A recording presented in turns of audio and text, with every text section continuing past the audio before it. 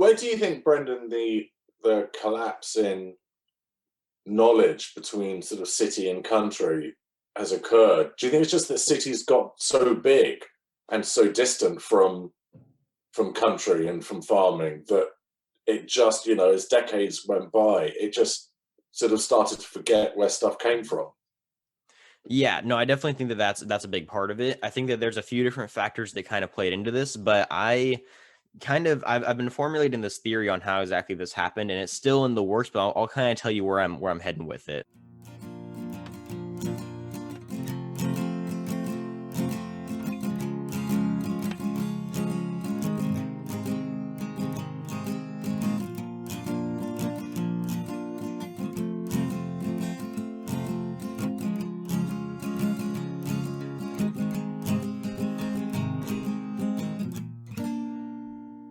Hello and welcome to Talk Academy, the podcast dedicated to improving ag literacy around the globe. I'm your host, Brandon Black, and today's episode, we're meeting with another consumer that has a ton of questions for us about agriculture, and we're here to answer all of them. So this is Dan. I'm going to let him go ahead and give his own introduction and kind of let us know what he's all about. Go ahead, Dan.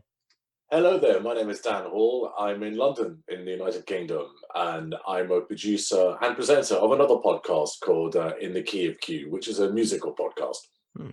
Awesome. That's we love having our friends across the pond come on here because it's always interesting hearing their side of things. I've had some friends on here from the UK, from Ireland, from England, from different parts of Europe. It's always really cool hearing different, especially because the listeners love the accent, obviously. But you guys have definitely definitely Well, you having see, different. that's what's good about being British. I can say any old rubbish, and it just sounds, Right. That's right. But yeah, But no, you guys always have a very different, perspective on things just because of how different our cultures are. So it's always nice to have a little bit of a different, different view of whatever it is I bring to the table. that's excellent to hear. And also, there's a definite cultural difference simply in the fact that I'm a townie. And this is Mm. what did interest me in the podcast when you were putting a call out for guests, because I truly have no idea about your world. I have questions about it and I'm curious about it, but it seriously is, mud is something that terrifies me. You know, rain pretty much is something that terrifies me. You can put me in a rough neighborhood or on a late night subway train. I'm absolutely fine. I could fall asleep and I feel like I'm at home. But as soon as I go into any kind of green belt, if you take me too far from the subway station, I just get really anxious. What's funny about that? I'm the exact opposite, actually. So I grew up, around dairies and in farmland, and then I about 10 months ago moved to one of the biggest cities in my state just to go to college, and I'm having the biggest shell shock of my life. I mean, I'm ever since I moved here, I've been super anxious. I can't deal with the traffic. I can't deal with the people. It's very, very different. Every time I go back home to my farmland, I definitely feel a lot more, comfortable and a lot easier to relax. What is it that you find is most challenging? Is it that there's just so much stimulus constantly without a break? I think so. I think that, growing up where there's not a whole lot of people around, everyone kind of knows everybody, there's not very much traffic. It's very open space. And I can kind of, you could see for a few miles without a building being in the way. Is definitely, that's just kind of how I perceive the world. And then coming here and seeing all these, there's buildings everywhere, there's people everywhere, like everything is, and like you can even in your like immediate neighborhood, you may not know everybody kind of thing is just something that's very foreign to me. And I think that was kind of like, because I come from a community where everyone's very welcoming and we all like to hang out. And, if you know somebody's last name, then you know every relative they have in the entire city, like kind of thing. So it's just something, coming here is something that's not really the norm. And that's kind of weird for me to adapt to. Doesn't that make it difficult though at your end though, if you've got sort of everybody knowing everything? How on there? To me, that's just like, oh my god, I don't want everyone knowing my business. I want to kind of wander around and be super anonymous. There is an element of that for sure. I mean, I definitely have liked the anonymity of living in the city in the sense that nobody's really poking over my fence to see what I'm doing all the time. Everyone kind of just lets me do my own thing, which is nice. But I mean, it's really, I don't know, like where I come from, it's we're all just kind of open about everything anyway. Most people are pretty accepting about however you want to live, so it's kind of just it's it's not something that I was ever super concerned about. Like, obviously, there's always, especially when you're in high school, there's always times where it's like, man, I really hope that this family doesn't find out about what I did with, with this person, or, it's like that kind of stuff is always kind of there. But for the most part, I mean, like, nobody, like, they may know what you did, but they really don't care. Like, hey, you do you, man. That's fine. That's your thing. I mean, there has to be a little bit of caring, doesn't there? Because the entire teen movie industry is based on that. Right. Yes. That's what Romeo and Juliet was. You gotta Exactly. cause some friction. Right. No, exactly. That's and you're absolutely right. But I think part of it too is that, when you're a teen, you just think that everyone cares about everything when really they don't. Like, you just assume, like, if you do one thing wrong, then the entire world's gonna hate you. And it's just because, you're dramatic and don't realize that nobody actually cares what you're doing. That's completely true. And certainly, it's one of the things that impressed me when I heard your podcast is I was so impressed that somebody of your age, somebody who's kind of younger, my perception of farming and of the farm world is of kind of people of my age. So I'm in my late 40s, Mm. and I imagine it being a kind of older person's thing. And of course, that's nonsense. And I don't know where that preconception came from, because in fact, one of the things I find interesting about agriculture is the fact that it seems to come with this dichotomy where in my head I'm thinking, oh god, there's lots of sort of mud and just animals shitting everywhere. And then at the same time, then trying to get my head around thinking, oh, actually, no, there's incredible cutting edge technology here. There's cutting edge, amazing GPS stuff. And every now and again, I hear some stories of some incredible piece of incredibly sexy technology that's sort of drones scanning over fields and working out ears of corn. And I just think, oh my God, that makes my head hurt. It's amazing. Yeah, no, agriculture is definitely a paradox in that way. We combine, the oldest traditions of nature with the newest technologies that some of our most advanced, industries aren't even using yet. And it's kind of, when you start to think about it, it kind of blows your mind that, we're still playing in the dirt, we're still growing food, we're still messing around with animals. And yes, they are still dirty and they are still, just defecating everywhere. But now Oh, we sorry, can use, I used a bad word. I'm sorry. no, I used it with an English accent. So yeah, no, that makes it perfectly fine.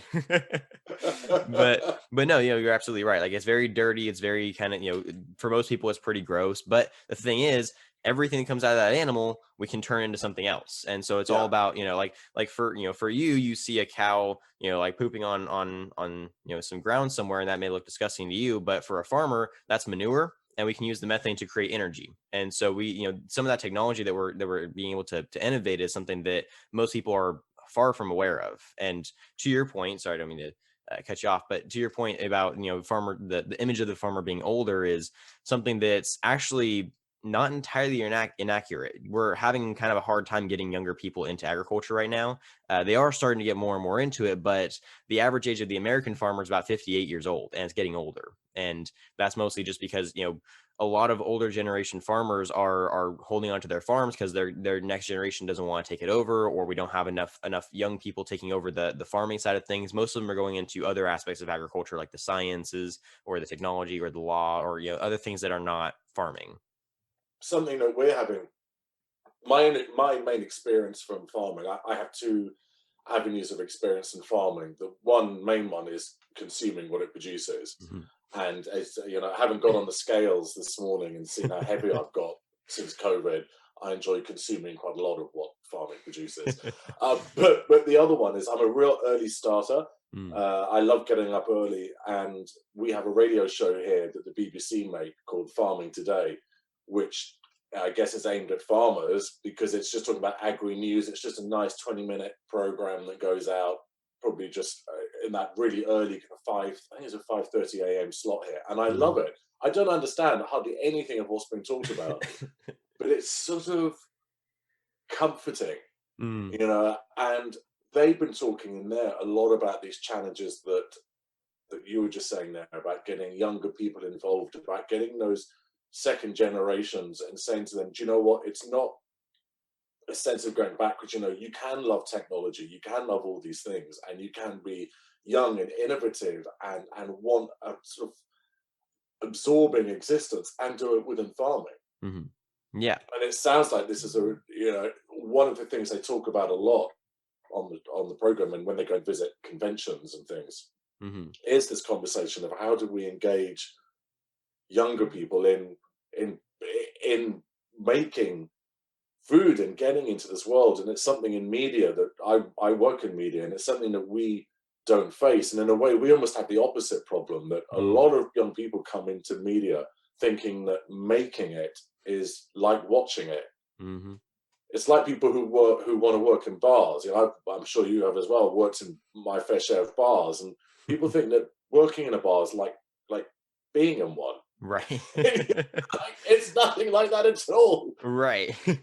No, I think you're absolutely right. There's always this strange perceived notion that, the way that you work on any kind of operation is very similar to the way that you would visit it if you were just kind of walking through, and that's really not the case. The same goes for agriculture. People come to farms and they're like, "Oh yeah, this is super cool. It's very relaxing out here. I would love to farm and, just kind of hang out with my cows and just kind of have a nice and, natural lifestyle." And while agriculture can be relaxing for people who enjoy doing it, it's still a very stressful industry. You're still putting a lot of stress on a lot of different parts of your life, and especially because agriculture is one of the few industries that really, it's not just your job, it is your life. Everything ties into, like, Mhm. there aren't very many jobs that you're waking up at 4 a.m. to go feed, and you're going to bed at midnight, and then you're doing it all over again. And it's like, farming never stops. You might wake up in the middle of the night because one of your cows is calving out and she's having issues, or you might get a freeze overnight and your oranges are gonna die. So you have to get,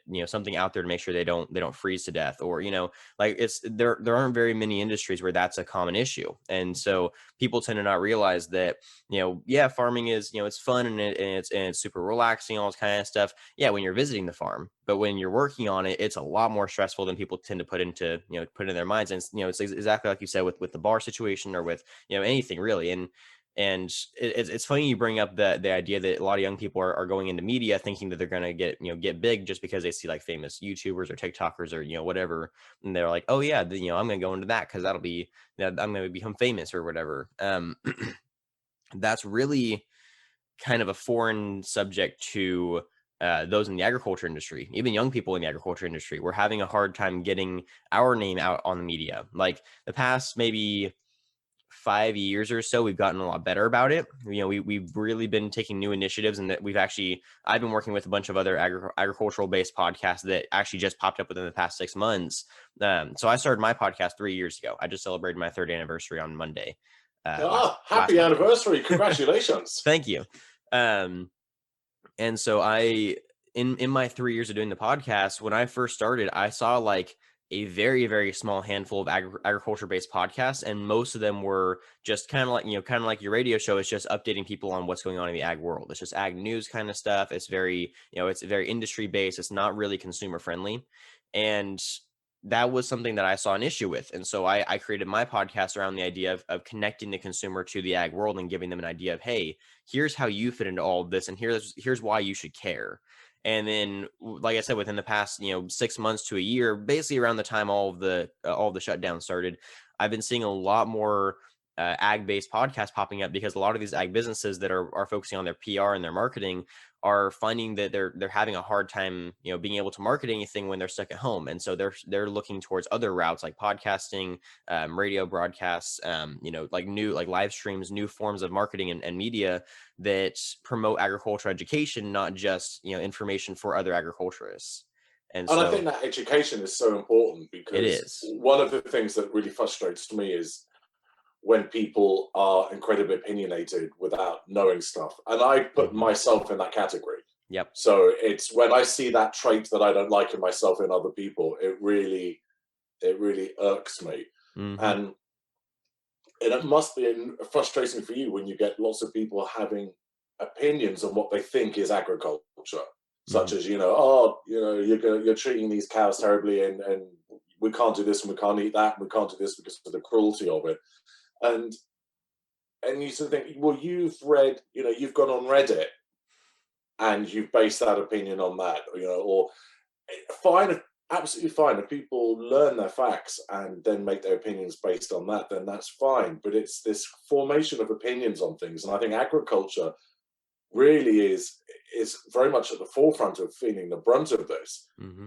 People making opinions about stuff that they don't really know a huge amount, or they'll say, oh, you can't eat this sort of thing because it's incredibly bad for the environment. And I just feel like going, yeah, so say you, who changes your outfit every week. Right. Clothing is a far bigger polluter than agriculture. Mm-hmm. And so certainly I think the idea of having a podcast that wants to educate people more, it's curious because both of our podcasts are about trying to introduce people to stuff. So mine is about trying to introduce a predominantly queer gay audience to the queer music that they might not have discovered. Mm-hmm. And it's amazing. There's so much information out there now because of digital stuff certainly in the music world, that because of Spotify and all these sorts of things, we are overwhelmed with content and we just don't know where to go to find stuff. And so learning is becoming the irony, I think, is that because we have access to everything, learning is becoming exhausting and paralyzing. Mm-hmm. So what's great about what's something that you're doing is you're sort of cutting through a lot of that and just saying, right, there are things to learn here, but here it is in an accessible format. And there's not going to be too much information in each episode. And I'm doing exactly the same thing with my music, because creation of information, the only way forward to teach people things and to introduce people to things. Yeah, no, you're absolutely right. And I'm going to school to become a teacher. I'm actually learning how to be a teacher right now. And we had to do we had to do this assignment called the teacher philosophy or whatever. We have to kind of explain what we think it means to be a teacher. And I wrote my paper about how a teacher is not somebody who provides information. It's somebody who guides their students to find it and helps them find their best way of finding that information. Because if I just shove information at your face without accommodating your style of learning, it's not going to do you any good. If I could just throw a bunch of statistics out there and just have them floating there, you might not absorb any of them because you don't care. They don't pertain to you particularly. But now if I say like, hey, agriculture and music actually have very deep roots in history, and I start explaining how agriculture ties into music, now you're interested because that's something that you have an interest in, that you understand. And so I try to make a big goal of the podcast based around accommodating my guests and my audience around finding ways that they can understand agriculture that, like you said, are small enough informational bits that they're not overwhelmed, but are also relatable and interesting in a way that's going to keep them actually engaged with the content. And you're not, because I struggle from the same thing. I love agriculture and I've done research and I just fall asleep reading through all those articles just because they're not engaging, they're not entertaining to me. They're just kind of overload of information. And so I kind of just I've worked really hard to find a way to, create an approach that's very welcoming to people who are not as engaged with agriculture, and can find a way to really, find the information that they're looking for and not be overwhelmed by all the extra. Where do you think, Brendan, the collapse in knowledge between sort of city and country has occurred? Do you think it's just that cities got so big and so distant from country and from farming that it just, as decades went by, it just sort of started to forget where stuff came from? Yeah, no, I definitely think that that's a big part of it. I think that there's a few different factors that kind of played into this, but I've been formulating this theory on how exactly this happened, and it's still in the works, but I'll kind of tell you where I'm heading with it. So I think that somewhere it was mostly in the 1900s where this first started to happen. I mean, there's always been somewhat of a divide between those who farm and those who produce stuff industrially. Um, but especially in the 1900s, as urbanization began to first occur, as we began to see the creation of suburbs and and the actual like image of the city that we know now first started to become a thing. As skyscrapers were built and as neighborhoods began to expand and more jobs were being found in the city than they were on the farmland. I think that's where the first division started to occur. And it was just a small division because even at that time, most families knew a farmer of some kind, or they even farmed themselves on the side. Most people in the world were connected to agriculture in one way or another. And then as that division began to occur more, as cities began to become bigger and bigger, like you were saying, and as more jobs began to occur in the cities and not so much in the ag side of things, because agriculture had a lot slower of an evolution than the city life did. Then we saw even more division between the two because the people in the city started to pay less and less attention to what was happening outside the city and just focus on what was happening in the city. And so that created a bit of an educational gap between the two. And then going to the education side of things, schools stopped focusing so much on agricultural education as part of the curriculum. We actually had to have a complete act passed back in 1917 called the Smith-Hughes Act that actually allowed for vocational schools to be created that would teach, subjects like agriculture, like, like handyman work, like outside of school type of subjects.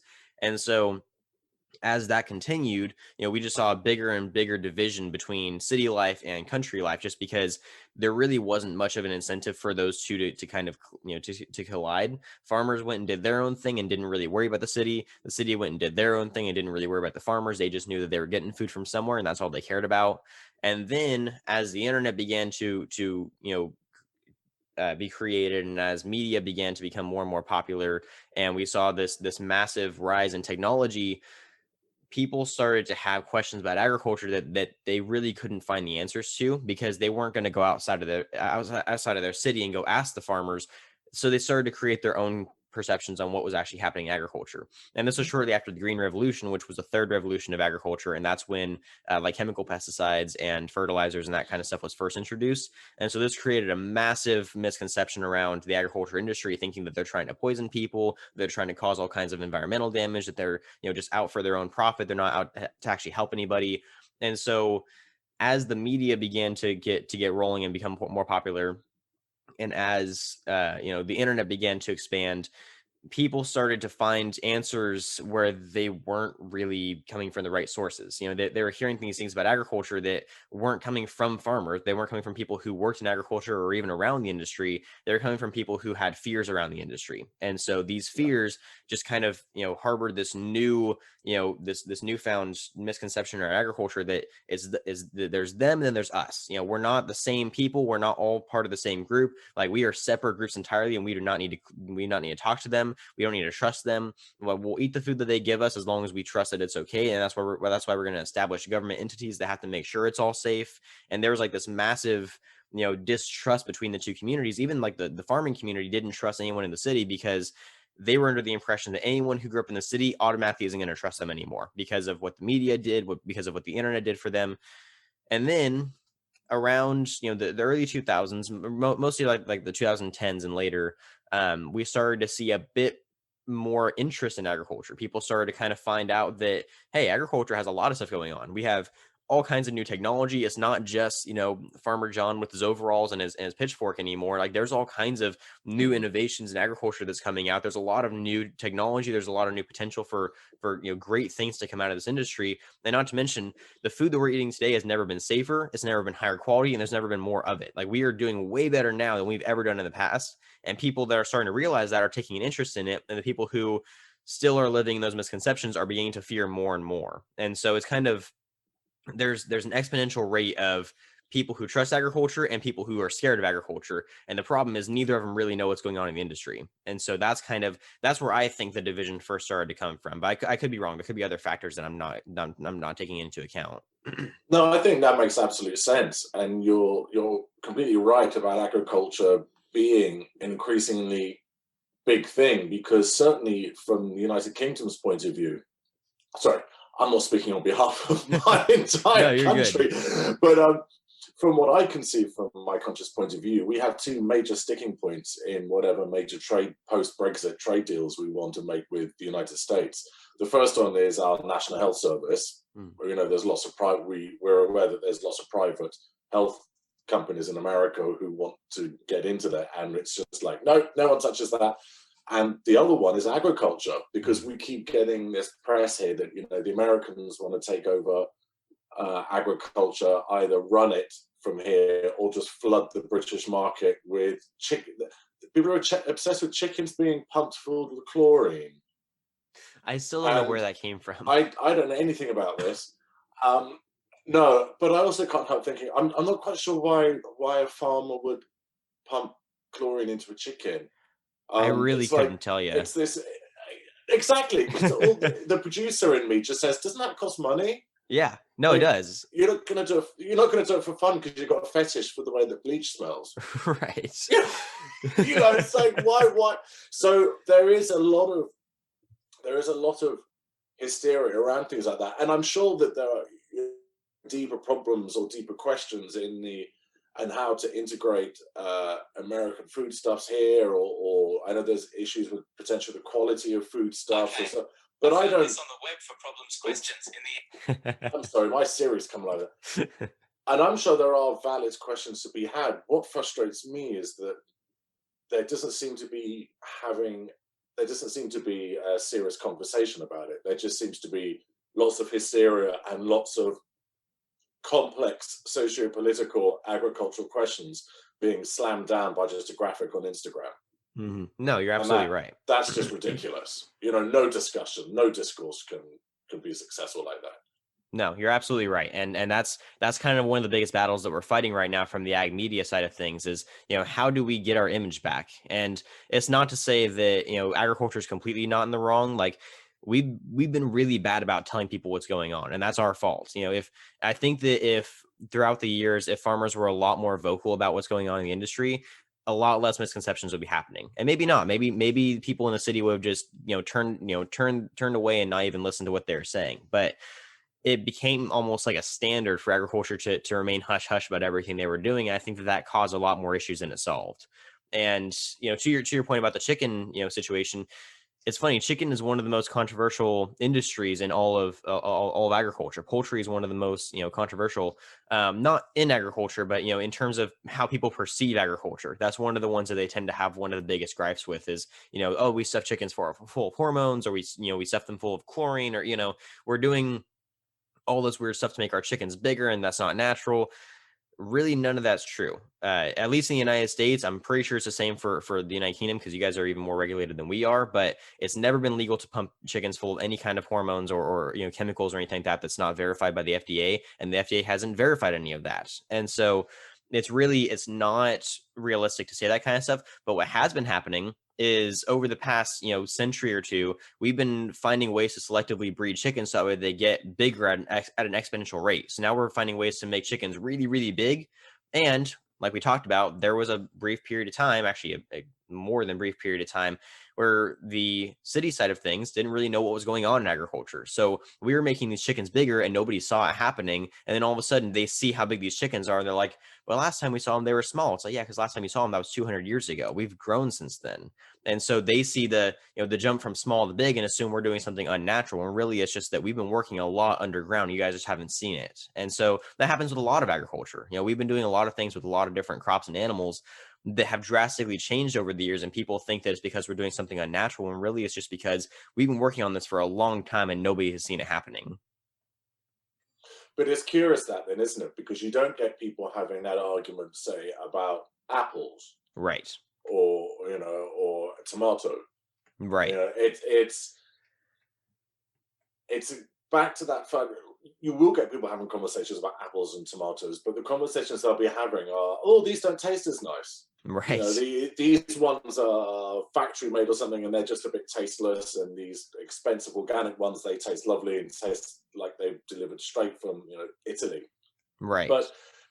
But it's curious because you don't get people going, I'm frightened by this tomato or whatever it is because it's suddenly bigger. And I think that is to do with the fact that people have an odd relationship with animals and breeding, or animals and anything happens to them. They get frightened by the idea of chimeras and things, and rightly so. There's a weird concepts, but we city dwellers, and a lot of us, and I totally count myself in this, I live my life in a bubble of hypocrisy. And that's not a circle I'm able to square. I couldn't kill an animal. I couldn't touch a dead animal. I literally could not. I've got a weird as something phobia about it. I think people have a very different relationship with animals than they do with crops, especially in terms of agriculture and farming. Maybe because animals feel closer to humanity because they're living. I'm not sure what it is, but there does seem to be a slightly hysterical disconnect in the sense of being very reactionary to things. And I count myself in being just as bad in that. I think that myself and probably a lot of city dwellers live in we get full tummers, but we get full tummers at the expense of hypocrisy, because I couldn't kill an animal. I Right. couldn't touch a dead animal. I certainly couldn't process a dead animal. But I do like to eat them. So I like my dead animals to look like they're straight out of a cereal packet. As long as there's no face on it and nothing recognizable, like a foot or an ear, then you could. It's just ridiculous. And I am embarrassed by that hypocrisy. I love sausages. And I know that a sausage is likely to be filled with all the things that you can't sell to market if they knew what it was. And yet I'm quite happy to. It's just ridiculous. And so I'm curious as to how you talk about wanting to educate people who don't know about agri, who aren't in this world. How on earth can you educate or communicate with people who have the kind of mentality that I do, who are just like, it's just ridiculous.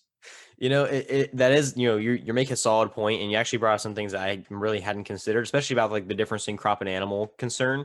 Because when it comes to crops versus animals, people who worry about crops worry about what that food's going to do to them. People who worry about animals worry about how that animal's going to feel when it gets done.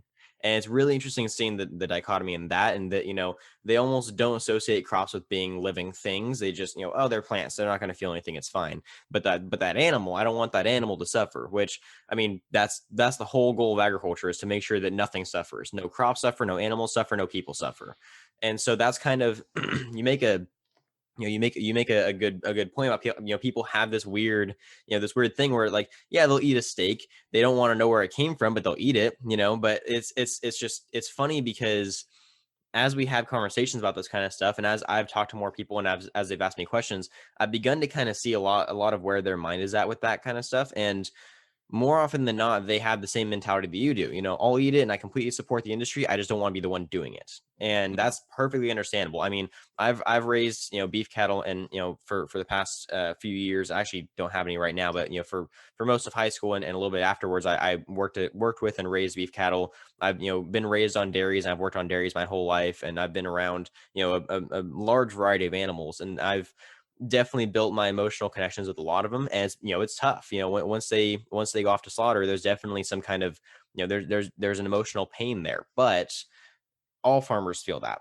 Farmers definitely feel, a relationship with their animals. They treat them as if they're family, because they are. And that's not to say that it's cruel for them to go on and turn them into food, because there's an agreement that's had between every animal and their handler. And that's that, look, I'm going to give you the best life I possibly can. I'm going to feed you out. I'm going to give you exercise. You're going to have a nice warm bed that you can lay in. You're going to have a fan when it gets too hot. You're going to have misters. You're going to have, the best food, the best water, the best, your diet's going to be better balanced than mine is. Everything about your life is going to be amazing. And then once you get to the point where you can't walk anymore, where you're not feeling good, where you're just, you're getting too old, once you're to a point where you're just not in a healthy state of living, where you're comfortable anymore, I'm going to put you out of your misery. And then all that I ask is that all of the meat that comes from your body goes on to feed people who are hungry. And that's the relationship that we have with animals, is that, I will give you a great life if you give the people after you die a great life too. And that exchange tends to go very well. Obviously, you can't communicate that to an animal through words and they'll understand, but you can communicate it through actions. If you take care of animals, you can see just based off of their behavior and their physiology that they are very, very satisfied with their life. And it's, like you hear all the time people concerned about, animal cruelty and the animals are mistreated in agriculture and that sort of thing. I'm not gonna lie, there are some who don't take care of their animals. That's terrible. And we, as soon as we see somebody doing that, we, completely disown them as a farmer. They are not part of our community anymore, because we don't tolerate that. But they're going to get punished by more than just the farmers. They're going to get punished by the markets too, because if you stress out an animal, they produce a lot lower quality product. And so, if you're stressing out your cows, they're not going to produce as much milk. If you're stressing out your chickens, they're not going to produce as many eggs. If you're stressing out your pigs, their meat's going to taste horrible. Like, there's no advantage in stressing out animals. And so as we have that conversation with people, they begin to realize, oh, farmers aren't out this, they're not just out here for a profit. They're out here to make sure that everything that's living on their farm is happy and healthy and has a good life. And, the entire purpose is to make sure that, not only do they have a good life, but they're producing a product that people can enjoy. And like just to give you an example, a full grown steer, which I'm not sure how familiar you are with cattle terminology, but a steer is a bull who's been castrated. A full grown steer, which gets to about, I'm ashamed to say I did not know that's what it was. I'd heard the expression before, but never knew what it meant. yeah, no worries. I mean, I've been kind of expanding out my market to other platforms. I've been trying out TikTok lately, and I did a whole video on the difference between cows and bulls and steers and heifers and all that kind of stuff. That video like blew up. I got like almost 2 million views on it now. What? That's insane. Right. And like I had 5 views on my videos before that. And all of a sudden this one gets skyrocketing, and people are like, wow, I never knew this. This is so interesting. Like people were showing such an interest in what a steer was. So don't feel alone. Many people don't know what that is. But but back to my point, a steer, when we slaughter them for market, they're about 1,000 pounds, let's say. And dressing weighs about 62% on those guys. So you're getting about 640-ish pounds per steer. A full grown steer can feed a family of 5 for an entire year. That's how much meat they produce. Like they produce Good so Lord. much. Yeah, it's a lot. So, and that, that just shows the advantage in farming animals is that they can produce a lot more product than a crop can. And so, it goes back to the conversation of, we have to make sure that animal is healthy and happy. That way, all of that meat they produce doesn't go to waste. It goes to somebody who's hungry, who needs it, whose family is gonna be grateful for that meat. And so, yeah, there's an emotional connection. Yeah, it's tough to, I've never personally killed any of my animals, but I have walked them to the facility. I have, sent them on the truck. I have, I've done all the things that lead up to that. I knew what was going to happen. And yeah, I get sad. And yeah, it's difficult. My first time sending my steer off to the slaughterhouse, I definitely cried quite a bit, but it was something that, as I thought more and more about it, I was like, no, this is the best thing. It's like when your dog is sick, or when your dog's limping, and it's not fair to keep them alive, so you put them down. Like, is it hard? Yes, absolutely. But is it better for the animal that way? That is, by far the best thing for that animal. You don't want them to suffer. I mean, for those people listening who do have concerns about animal welfare, it sounds like, I mean, one of the problems I think often that people cite about animal welfare and farming from a city perspective is saying, who's managing this, who's keeping this under control. It sounds like, from certainly in your experience, that there's a lot of peer management of that. Not, the market issues come almost further down the line, but actually the much more immediate effect. It sounds like there is a want and a need within the farming community to maintain a good reputation. And if somebody within your fold is running the risk of bringing a bad name to you all, then there is an element of managing within the system and seeking improvement, or seeking for it to change, or something. Yeah. No, absolutely. We all keep each other in check. And especially so when I was taking care of livestock back in high school, because we did that as part of our agricultural education program, if I saw anyone that was, beating on their steers, or they weren't feeding them, for a couple of days, or if they weren't taking them out for walks because they need exercise, if they weren't, cleaning their pens, or if they were just, overall just being rude to them, I would tell them, like, hey, you can't do that to an animal. That's not fair. And, let's just say, not just for the animal's sake, but let's just say, if somebody who doesn't know walks in here and sees that, they're going to assume that all of us are animal abusers, and that's not going to be a good thing for us. Like, it's not just you and your animal, it's the entire industry. All of us rely on that image, because if one person messes up and somebody sees it, they're going to assume that all of us are like that, and we can't have that happen. And so it's really important that we keep each other in check.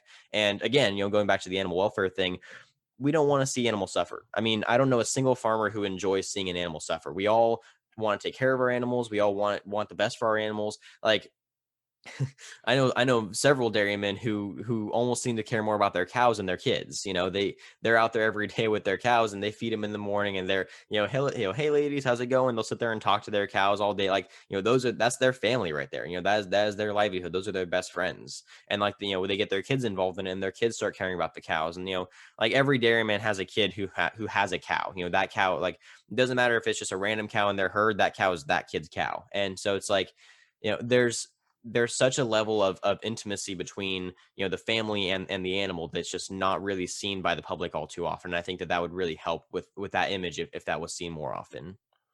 Well, certainly something that's happening here in the UK, which I do think with farming. I've been listening to this Farming Today program on the BBC, on BBC Radio 4. Something that has genuinely impressed me is hearing how farming over the past 10, 15 years in this country has had to hugely expand on what it does. That in order for farms to survive, they can't just be doing agri. They can't just be doing animals. They've got to supplement their income by doing educational trips for local schools, or having a shop that sells honey that's made on site. There's so many branches of pieces of business. I can't imagine how exhausting that is to do. And this sort of expansion is something which it never occurred to me that farmers would have to do. That the running, because of whatever reason, because supermarkets are driving down prices or whatever it is, that suddenly a dairy herd is no longer profitable. Right. It can't, in this sense, like you said, if one wants an example of the loyalty of farmers towards animals, and I'm always a little bit worried that I might have dreamt this because I'm drifting in and out of sleep listening to Farming Today, but there is the sense amongst a lot of the farmers that they're branching out in order to keep their farms afloat and keep their herds until prices improve. Yep. And then hopefully, if these supplementary businesses are still great, then they'll have enough money, they can get other people to run them. Right. But actually, the immediate desire is not, obviously it's fantastic and it's great to bring in local schools and educate them about farming, but the revenue that brings in, gosh, it sounds like it's really needed sometimes. No, it absolutely is. Diversified agriculture is becoming more and more popular, and not just because people want to diversify and grow different things. It's because they almost have to just to be able to stay relevant. That's actually a common problem happening in my hometown. We're the dairy capital of the United States. We raise more dairy than most other places in the country, and yet. What's your hometown, Brendan? It's Tulare, California. Okay. And yet we are having to tear down dairies and plant trees, or we're having to like rip out cornfields and plant something that's like cotton or pistachios, something that's a bit more profitable for that site, for that market at that time. For a long time back in like the early, when Tulare was first founded, in like all the way through the early 1900s, cotton was a very common crop grown in Tulare. And then you almost didn't see it for like decades. There was no cotton because it wasn't profitable. The cotton market was so terrible in California that we just couldn't, there was no point in it. And then recently, actually like very recently, within like past like 10 years, cotton all of a sudden saw this rise. It just bounced back up into the markets, and now cotton's, grown in Tulare again. And that hasn't been seen in like a long time. And so it's like, the fluctuation of the markets is something that impacts agriculture more than, again, most other industries. This is something that, like, how many people, how many car manufacturers see the markets and say, oh yeah, they're, people are buying more trucks, so we're going to start building more trucks, but only this type of truck, and only this, this, like, there's some fluctuation of the market that impacts some other industries, but agriculture definitely, like, the market runs agriculture. You can't, like, let's just say I wanted to grow oranges, but the price of oranges is the lowest it's ever been. There's no reason for me to grow oranges. No matter how badly I want to, that's going to be a bad idea for me and my family. And so it's difficult to have those conversations with people. Why people always ask, like, why are you guys tearing down all this stuff just to grow a different crop? It's like, because if we don't, we might lose everything. We have to play the game that the market is telling us to play, or else we don't get to play anymore. Yeah, because you're a business. Why should you Right. continue to grow a crop that's no use? And it's not, I imagine, an easy thing either. What little I know of agriculture is you can't suddenly just go, oh, I'm growing beats in this field. Oh, next year I think I might want to grow something completely different, because that something completely different might require different equipment, would have completely different needs. It might be that it's ripening at a time where it puts it in direct conflict with a whole lot of stuff you've got going somewhere else, and there simply isn't the space to manage two sets of things ripening at the same time. So this is where, for me, a lot of the agri thing gets very interesting, because I realize quite how much of it, in a strange way, is like television production. Because so much of TV production, be it dealing with difficult actors or voiceover people or camera people or directors, or it's all about timing and management of timing. And if everybody wants everything at once, it can't get done. Right. If the TV channel wants the program at the same time as the script editor wants to do this, it's all, if you can get things stepped, it all works. And things can't move incredibly quickly, because the affecting of one thing has a complete knock-on effect on other things. And when I think about agriculture, I think of it in exactly the same way. It's not just a load of people turning up and throwing some seeds on a field and then coming back 5 months later. Right. That there is and I do think that in terms of the messaging for the agri world to the city world, for people like me, I think is to say things like, we don't just hurl things onto fields and go away and come back when it's ready. There is a sense of constant management and a constant scientific management. There's, I think, because we live in cities so distant from mud and things like that, and all these things that terrify me, that we kind of confuse mud with low tech. There's this mismatched perception, and I would wonder whether a lot of the education can come by really shouting about the tech that exists within that space. Right. No, and the and robots or the anything like that. Yeah, that's actually been where I've found the most the most success in educating people was about the technology side of things. My first episode of my second season was my first approach at talking to non-agriculture people, because my first season was all just ag people. I was just talking to people in my local community just to kind of get some information rolling and to kind of get an idea of how I wanted to interview people. My second season was all about interviewing people, like you, that don't really have much interaction with agriculture. And my first episode of that, I mentioned that we use robots in agriculture, and my guest was like, wait, hold up. You say robots? And I was like, yeah. And he's like, okay, we need to dive into that. And we did a whole second part on just robots in agriculture. And so, I mentioned that we use drones and we use, artificial intelligence, and we use technology like precision agriculture that's based around we can send a drone over a field and it can scan the field and tell you exactly where all the bugs are at, exactly where there's low moisture, where the nutrient content in the soil is the highest. Like, it can see, that blows my mind. That absolutely blows my mind. I got this image of you, like you're in, I'm showing my age now, but image like you're in the Matrix and you're sitting at home and you've got all this green screens coming up virtually in front of you, showing all your fields and you're moving things and right. No, exactly. It's, as much as agriculture is still, like the naturalist mindset, like we still have to work with nature. We're still working with the environment. These are still living things that we're taking care of. We've adapted our technology so heavily that it's like, and the other thing about that too is, it's not that we've adapted technology so we don't have to do as much. It's that we adapted technology so we can focus on other things at the same time. And so, because with agriculture, like with most businesses, you never run out of things to do. Like, there's always something else that needs to be done. And so it's, with agriculture, let's just say that we get drones that can now scan the fields. Now we don't have to do soil samples, so we can go focus on something else. Or let's just say we have automatic feeders that can go out and feed the cows.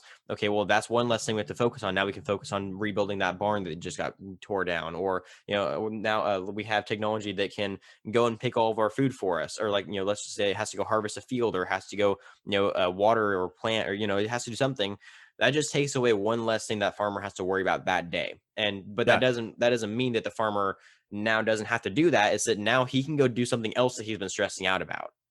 Brendan, I never understood this idea that there was floating around in the 1950s. I think in both our countries, when we could see technology coming down the line, there was this idea that somehow once technology arrived in its modern state, both in the home and in the office, we'd only be working 2 days a week and we'd be just lounging around our homes and robots would be vacuuming. It's like, no, when you get technology, all that it does is it makes space to do more work. Right. It's like no one ever said, oh, I've got this new thing called email. I only have to go to work 2 days a week now. Right.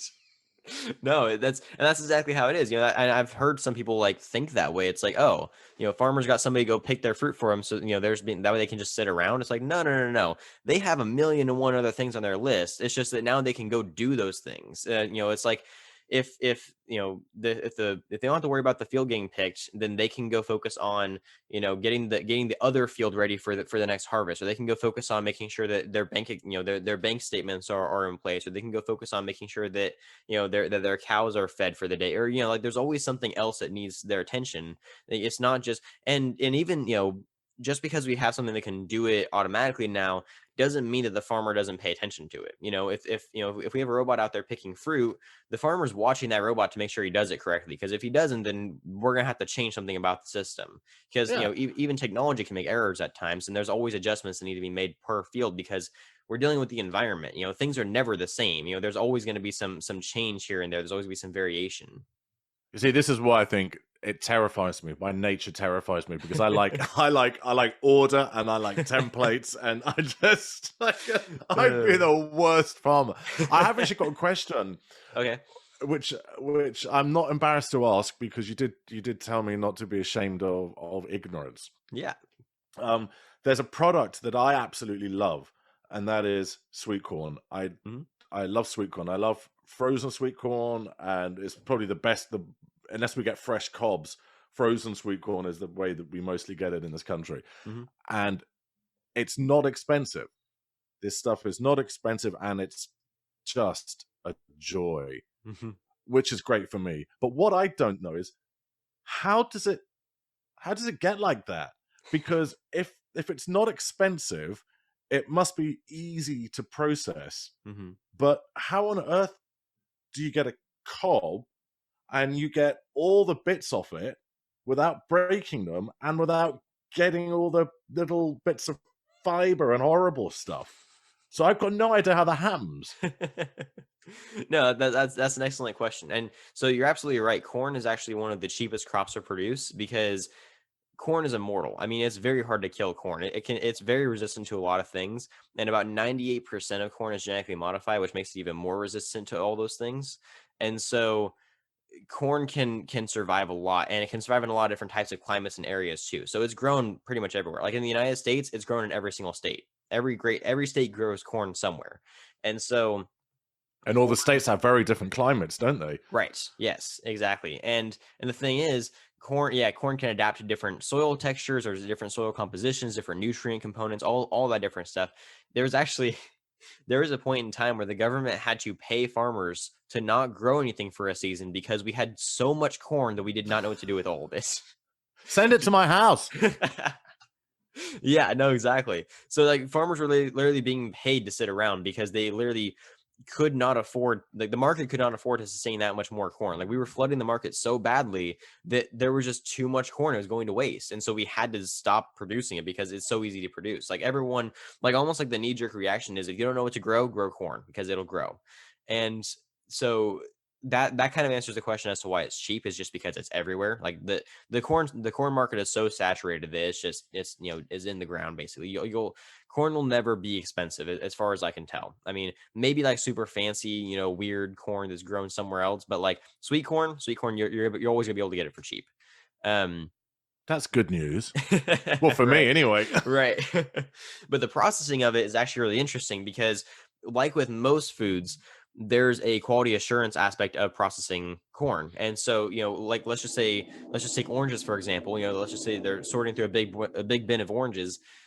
The reason you find oranges in the store that very rarely have any kind of marks or scratches or bruises on them is because they toss out all the ones that do. You know, they go through the bin and they find anything that they don't think the consumer is going to buy, and they toss it out. And it may not be that food's bad. This is actually something that I'm trying to work on right now, is trying to get people more aware with the idea of, just because something looks ugly doesn't mean it tastes bad or that's bad for you.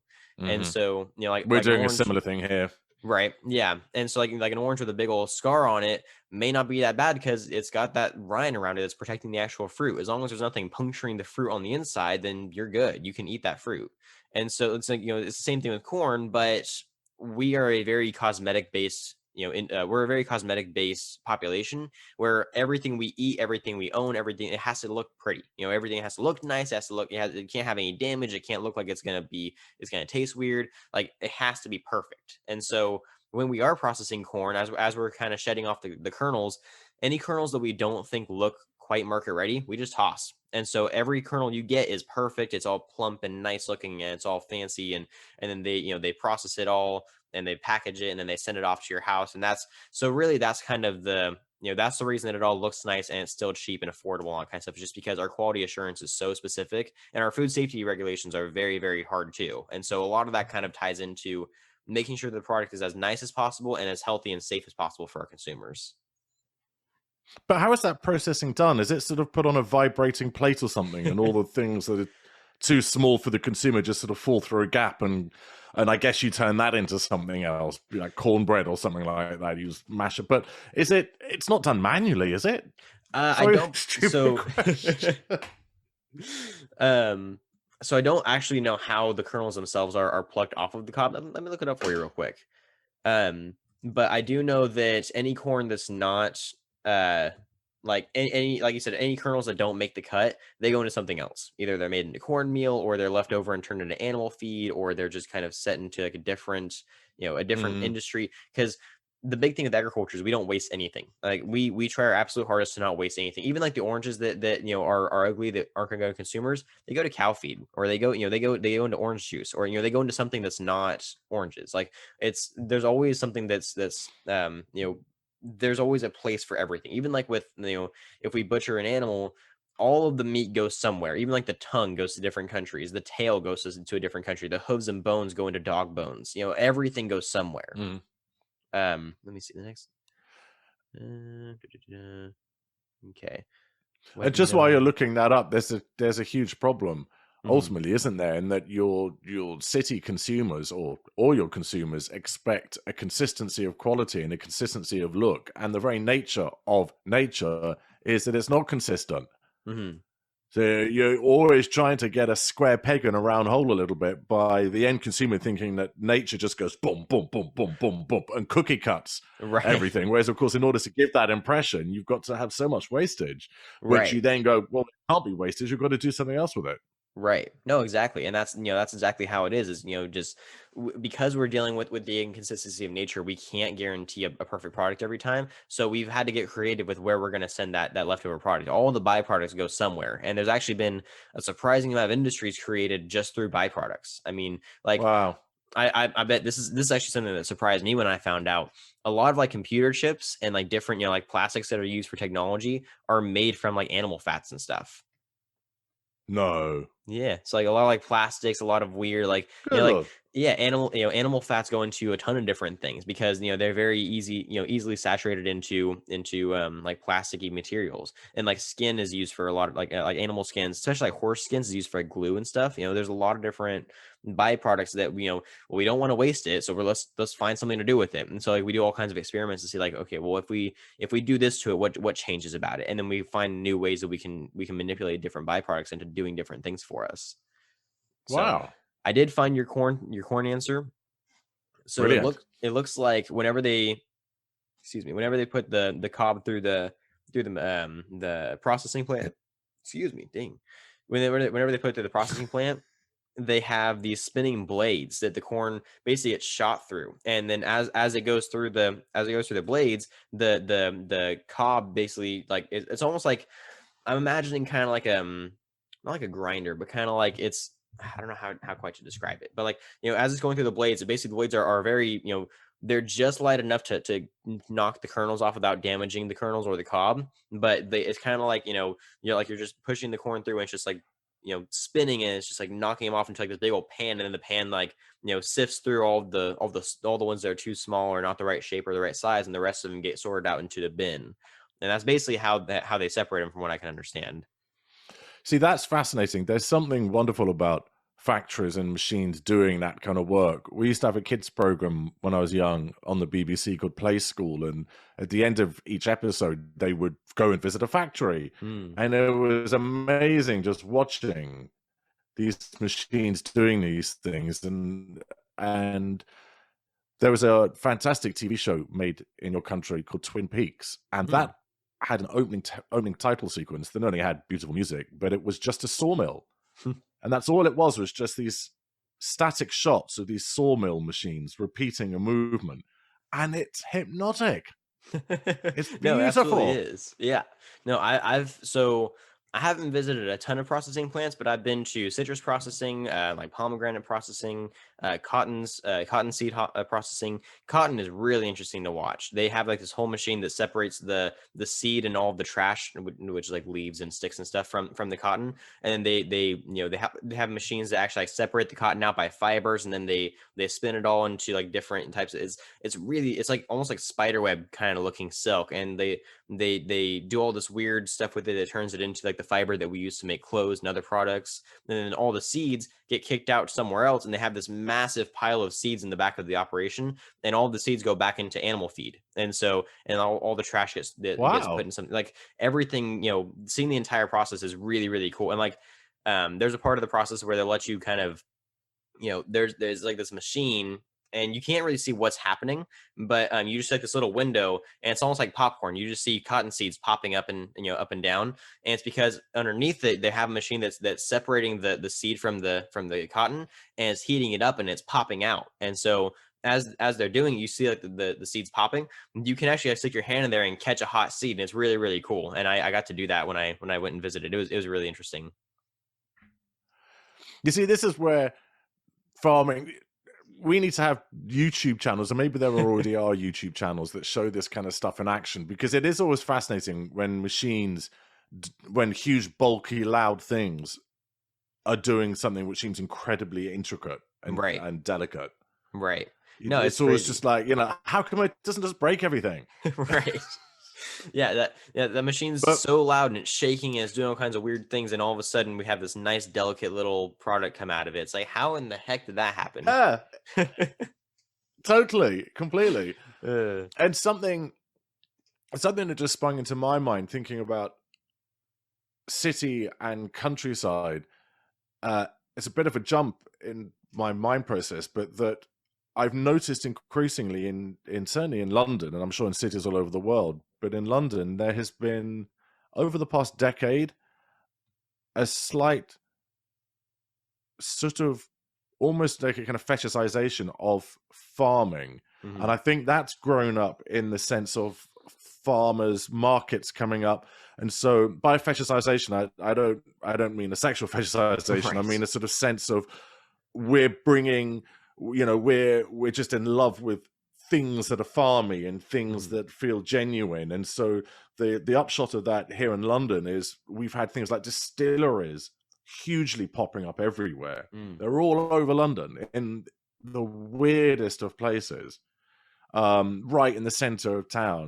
There's gin distilleries, beer distilleries, all tiny micro, and it's sort of a thing. And certainly near me is, I think, one of the most innovative and wonderful hybrids of city and farming, and it's a place called Growing Underground, which is, of course, a perfect pun from the song Going Underground, which was I can't remember who sang that, but they were, my London credentials will be ripped from me for not remembering who sang it.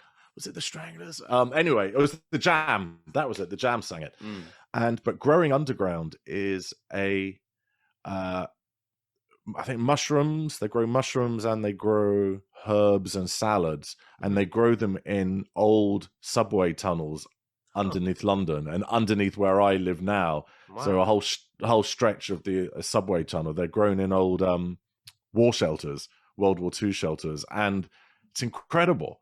And I just love that sense of the cities are starting to fall in love again with farming. They're starting to fall in love with bread that is milled. I've got London's only surviving, I think, windmill really near where I live, and they mill flour and they deliver it to the nearby prison, and the prison makes breads that they then sell back, and people are starting to want to feel that rhythm of food production. And I think that's something that you can really jump on in terms of starting to rebuild the relationship and the communication between city and country, because I think that city people are genuinely wanting to know, for health reasons, more where their food comes from, but also just the joy of seeing this stuff, the joy of seeing it being made, the joy of knowing the people that have grown it. And so I think that there's a real readiness now to rebuild that relationship. Yeah, no, I think you're absolutely right. And it's really funny because growing up, I was always kind of under the impression that anyone who didn't grow up in agriculture automatically isn't going to support it or be interested in it, or even be against it in some cases. And I've kind of been, I've had my perspective on that changed, through doing the podcast. I've learned that there's this fascination with agriculture, even if people don't want to actively be involved in it, but they have this interest in it. And that was such a big mind blow, for me, because I was, growing up thinking like, oh man, people don't like agriculture, like this is going to be really hard to do a podcast about it because people aren't going to want to listen to it, they're not going to be interested in it. But I've been very surprised to find that people have had a significant amount of interest in not just agriculture, but what I talk about, relating agriculture to everyday life, finding ways that agriculture is kind of tied into everything around us, like movies and music, and everything is agriculture. And like, not just in the literal sense, in the terms of everything around you came from agriculture. Like my wooden desk came from agriculture, because wood is it comes from trees, and trees are harvested through the lumber industry. Or like my microphone is made of metal, and that was mined, and mining is considered agriculture. Like, it's not just in the literal sense, it's also in the figurative sense of everything that we understand as a society was founded by agriculture, because society was founded by agriculture. That was the first civilization, was the farm, was the first ever farm. And, having that understanding of it has kind of proven to me that, people have a lot more interest in this than I initially gave them credit for. And that's really been my advantage in running the podcast, is that, if I could find something that somebody wants to talk about, then I can get them on board with agriculture really quickly. And so far, I haven't really had any bad luck with that. People have been very, very passionate about their ideas of what they think agriculture is, and they've been very passionate about learning how wrong they are, or sometimes how right they are. And I haven't really found very many people who have been actively opposed to agriculture or opposed to anything I've said. And the ones that are just, they're the kind of people that just like to start trouble. They're not really serious about their beliefs, or they don't really want to fight about it. They just want to say something and then run away, kind of situation. Yeah, and I think that there is that argument, or I think that process that you have of getting people into agriculture by showing it to be connected with lots of other things is a great way of doing it, because so often people won't be interested in things if they don't feel that they're relevant to them, or they're relevant to any of their life experiences. So doing something like that and saying, oh no, actually it is connected with your life is fantastic. I love science fiction. I love science fiction as a genre. I love science fiction books and TV shows and everything. And the best science fiction stories are always based in agriculture. Yep. They are always, there's science fiction I particularly like is a very kind of gentle, very British science fiction. An author called John Wyndham is one of the best ones, where sort of things happen in villages. They don't happen in Los Angeles or in London. They're quiet, weird things that happen in sort of Miss Marple, Agatha Christie villages. Right. And there is a brilliant book that is like that. It's that kind of quiet English world. And there's a book by an author called John Christopher called The Death of Grass. And all it is it's just about, for some reason, it's not through any aliens or anything, no weird things from a foreign country, just a virus or a bug or something just kills off grass. And then it's about the subsequent effect of the collapse of the food chain. Interesting. And how that leads to the complete collapse of society. Wow. That sounds really interesting. Yeah, and it's an easy book to read. It's quite small, but it's the last book that I read where it was like 4 a.m. and I had to get up for work. But I was like, I'm not going to go to bed. I want to read it. But I think that's a great novel to push people towards. It's very entertaining. It's not too long, but who would have thought, that a genre like that would be so plugged into agriculture? Right. And even there's a brilliant BBC series in the 70s called Survivors, which is very pertinent to now. It's all about a virus wiping out almost everybody. And there's an amazing scene in the first episode where everyone's died and there's few survivors, and they're starting to run into each other and clump up again. And the heroine meets up with a teacher from her son's school. She's gone to try to look for her son, who's in boarding school. And he's an old chap, and he says, we've got to learn. We've got to learn from the beginning. And she says, everyone's dead. There's plenty of fuel around. There's plenty of food in tins. And he says, but what happens when that runs out? And he has this brilliant speech where he just says, look at that candle. Something as simple as a candle. Would you know how to make that from first principles? Do you know how to get the wax? Do you know how to fell the tree? Do you know how to make the wick? Do you know? And he's like, we've got to learn these fundamental agri skills, which we do not have. He says, if you can't make something as simple as a candle or as simple as a table, and he just says, modern man he says, we are less able to survive than Stone Age man making crude tools out of flint. No, and all the things that he talks about are all agricultural. They're about how do you get iron? How do you get tin? How do you grow vegetables? It's this incredible thing, and it really makes you realize how these industries and how things like the agri industries, and I didn't know, in fact, that mining was included in that. They're just the backbone of everything. Yeah, no, absolutely. And that's kind of the essential point that I'm always trying to get across is like, I'm not trying to say like, oh, you should support agriculture because it's the best ever. It's like, no. Agriculture is the most essential of all of them. It's not that I think you should support it because it's a great industry. It's that if we don't have that, society cannot thrive, because we have to have a source of food. We have to have a source of clothing. We have to have a source of minerals. We have to have, some kind of infrastructure based around being able to harvest natural resources and turn them into useful products that we're able to use. Unless everyone figures out how to grow their own food, we need somebody to be able to do that for us. And totally. Really, it's not really an option for everyone to grow their own food anymore. That's not something that's completely realistic because of how much urbanization that we've had. Like, if we were to tear down every city that we have right now and go back to farmland, it would take about 500 years for that to be able to happen. And the reason for that is because topsoil. So, like if you wanted to farm, you have to have proper soil. Soil is the most important part of being able to make any kind of farm work, and which is slightly different for animal operations, but they still need feed. If you're going to try to grow feed for them, you still need soil. Soil is very, very sensitive, and it's easily manipulated and it's easily changed. And if you change it in just the wrong ways and you can't, to a point where it can't grow anything anymore, it takes a while for it to be able to grow things again. Because really what makes soil viable is that there's a bunch of microbiomes, there's a bunch of microorganisms, there's a bunch of things underneath that we're not seeing that are causing a ton of things to happen with our crops that make them productive, that make them taste good, that make them healthy for you.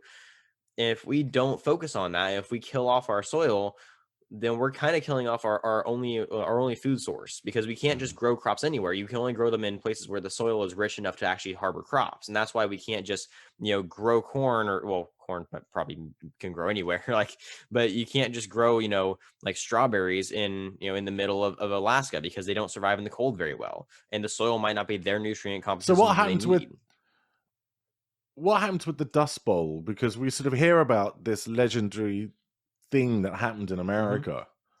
What was that? Was that the collapse of the soil system? Yes. So we had drained our soil so much. It's called leaching. So leaching is a common mistake that happens in soil that we're getting a lot better about. But it happens. So like, let's just say I have, if I put corn on a plot of land, and corn sucks up a lot of nitrogen, for example.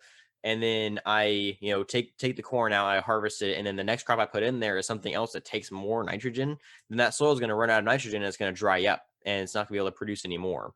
And so as we leach, as we take all the nutrients and all the water out of the soil, it becomes so dry and dusty that eventually all of the erosion that happens from the wind can create massive dust storms that are really, really dangerous. And that's what the Dust Bowl was. It was literally, we drained so much of our soil that we turned it into just dust, and the wind and the storms just devastated all of the farms because of the amount of dust and just, dried out land that there was left over.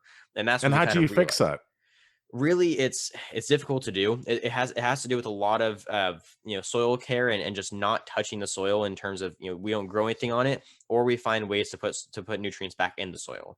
And so it's a lot easier to prevent than it is to fix. It's not something that if we do it, then it's easy to undo. It kind of takes a while, but there are preventative measures that become a lot easier to manage, and that's like using cover crops or using so like let's just say I'm back to my original example with corn. The corn sucks all the nitrogen out of the soil, and I harvest it. Before I put the next crop in there, I'm going to want to put something that's called a buffer or a cover crop in between. And that might be legumes. It might be, some kind of genetically modified clover, something that can take nitrogen out of the air and put it back in the soil and try to revitalize some of the soil and some of the nitrogen that was lost, and try to keep the soil healthy into the state that it was. Because the idea behind agriculture is that we either leave the environment as good as it was when we got there, or we make it better. We try to do our best to not hurt the environment, because, contrary to popular belief, if we hurt people think that agriculture is out to kill the environment. If we kill the environment, it's going to kill us, because we rely on the environment for our food to grow. And if we're out there killing the soil, if we're out there killing the water, then that's going to destroy every chance we have of growing our food anymore. So we have to make sure that we're putting as much, if not more, back into the soil that we're taking out. And so that was a mistake that early farmers didn't really realize. And so as industrial agriculture began to evolve, we kind of screwed ourselves with leaching a lot. And that kind of, put us in a very, very deep place of not being able to do anything with our agricultural land for a while, until we figured out how to revitalize the land. Problem is, with our current technology, we can't revitalize land that's been killed by urbanization. So anything that a building stands on right now, if we knock down the building and try to use that land, it would take anywhere from 300 to 500 years for that soil to regenerate. Good Lord. Yeah. So we really don't have an option. I did not know that. Yeah. So the more cities we build, the more urbanization that we allow, the more farmland that we take out, the more we're limiting ourselves. It's almost like, let's just say you have a 5-gallon bucket full of water. Well, if you take out, two of the gallons of water, and then you cut off top of the bucket, it can only hold 3 gallons of water now. And it's not gonna be able to hold that 5 gallons anymore. Yeah. And so as we take out farmland, if we build, settlements on it, if we, do things to the soil that are not going to allow it to regenerate, we're not going to be able to use that farmland for centuries. And so we really need to be careful with how we're utilizing farmland and how much of it we're allowing to go away. Because if we're not careful, I'm sure you've seen the movie WALL-E, that's kind of where we're heading. Yeah, I'm all for brownfield development, because my city is filled with wonderful buildings and wonderful spaces, especially from the Industrial Revolution, that are just sitting dead. And absolutely. Let's brownfield development rather than building on fields and stuff.